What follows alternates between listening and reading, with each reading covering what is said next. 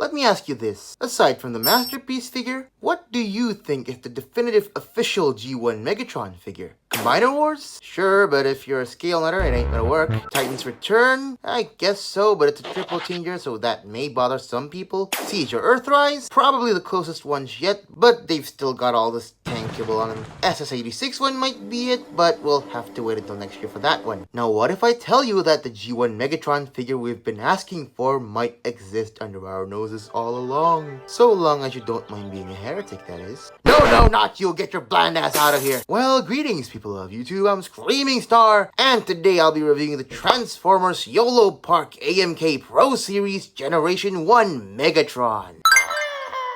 I've talked about one of these yolopark figures in a previous video, but this one is a little bit different. Just like their AMK series, yolopark's AMK Pro series are semi-pre-built model kits, but this time they have actually been pre-painted and are given a healthy dose of die-cast metal. And their lineup so far only consists of 2 figures, that being Optimus Prime and this video's subject, Megatron. Honestly, this figure was one that's always hooked me since the beginning when he was released last year, but I've only gotten the chance to grab him now. So, was all the hype worth it? Well, I'll talk about it after I show you all the build process.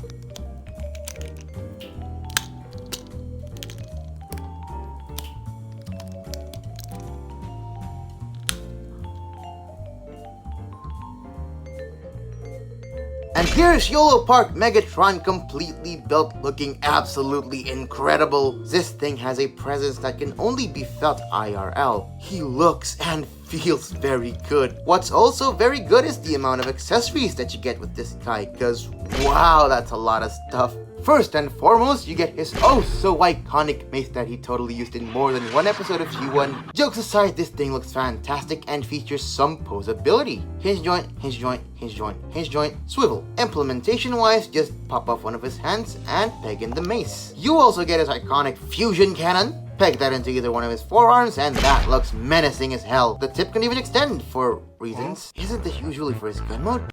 You may have noticed this inconspicuous little button here, and if you push it, bam, the cannon lights up. This is a fantastic feature that gives this figure some pizzazz. Just be careful when you're attaching the cannon though, it can get a bit tight.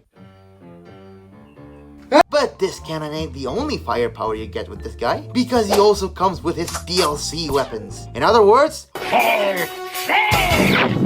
these are the weapons that he used in his final fight with Optimus Prime in the 86 movie, which I have seen by now, so no worries about that. Wish the gun was purple like the masterpieces, but it still looks good. This sword is an absolute killer though. I love how this one came out. Adding this in just now while it's editing, the sword can actually detach from here. Oh, no, can detach from here. And guess what? This little peg here is actually 5mm compatible. Yeah, that looks awesome. It's not compatible with the actual figure's fusion cannon, but it's still really cool. He can hold them only by way of friction on his fingers, but the grip is solid enough, so that's fine. To complete this final fight look, you get a replacement chest piece, battle damaged. Impressively sculpted, but without a battle damaged face to go along with it, it feels kinda pointless. No worries, at least you get 2 other interchangeable faces, including this...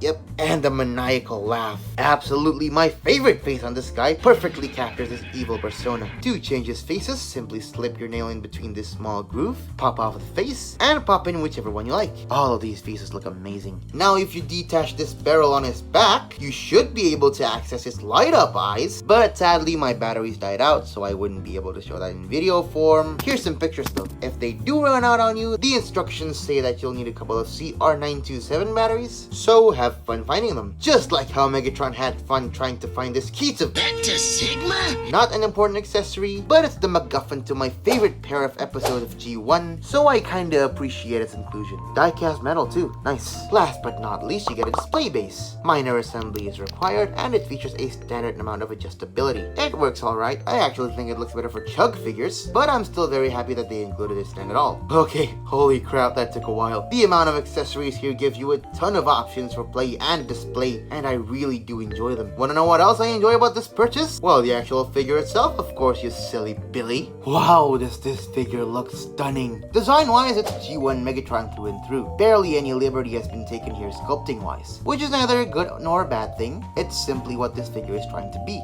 Accurate in terms of his build. Build as in physique, by the way, not build quality. Though the build quality here is also pretty good. Some joints are even a little too tight. Torso is loose as hell though, worst figure ever. Well, at least there are some nice integration of die-cast metal, including some on his feet and on his chest plate. Not the battle damage one though, actually.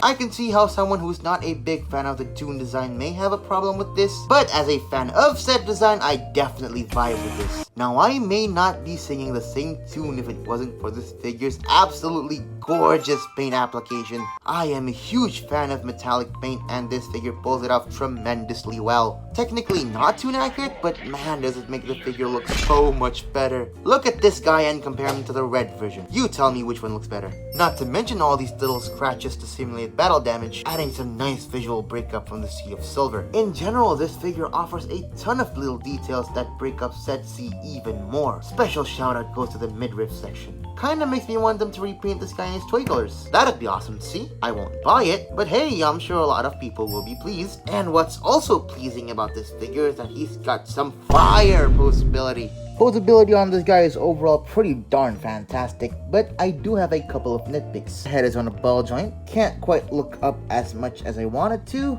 but it can look down quite a lot thanks to this hinge joint here. Kinda wish it went up instead of down, but whatever.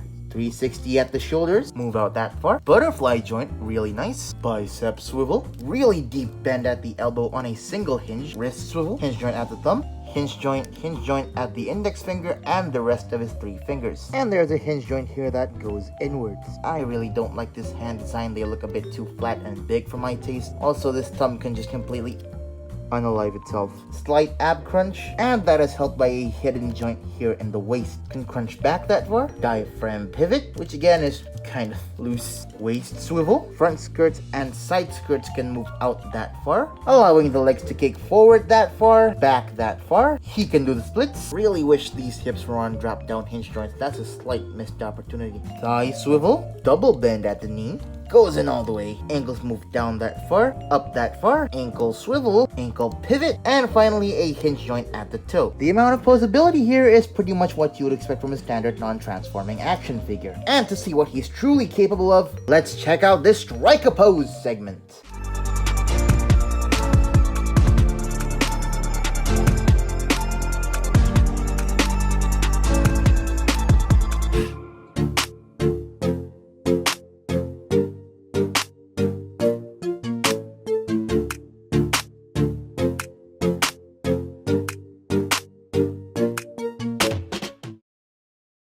Hot damn, what a poser. Now so far, despite the lack of this seems like the perfect Megatron figure. But there is one more thing that we need to discuss before you decide on your purchasing decision. Let's check out some size comparisons.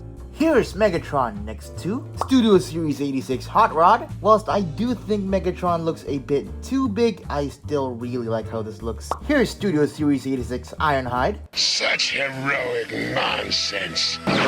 Again, the scale here is a bit off, but I don't mind that. I like seeing Megatron towering over the Autobots, but I can totally see how this can be a turnoff for a lot of people. Here he is next to Siege Starscream. Now this looks pretty much in scale in my opinion. Gotta love seeing this display. Here's the yolopark AMK Scourge, and I think these two are some of the best examples of non-transforming Transformers. Both excel in what they do, and I honestly can't tell which one I prefer out of the two of them. Guess you'll see more about it at the end of the year when I do my best of the year list, huh? However, I will say that Scourge is slightly more worth his price than Megatron is worth his, because you know, $30, $50. I'd say he gives slightly more bang for your buck. Comparing him to a regular 6-inch scale figure, we have the Marvel Legends Mr. Knight, and finally, the Transformers Earth. Wait a second.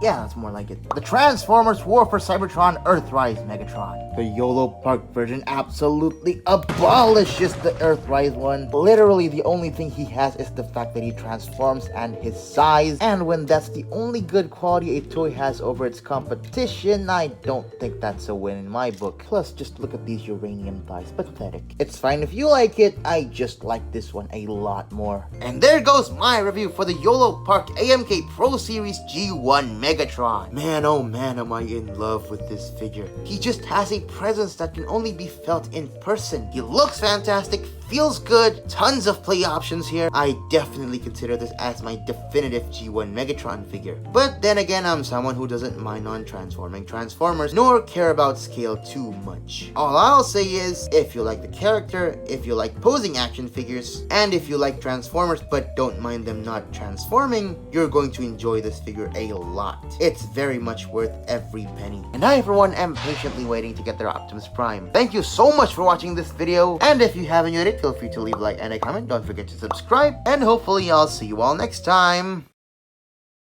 Nobody can defeat the mighty Lord Megatron! Ah! What? Who are you? My name is Optimus Prime.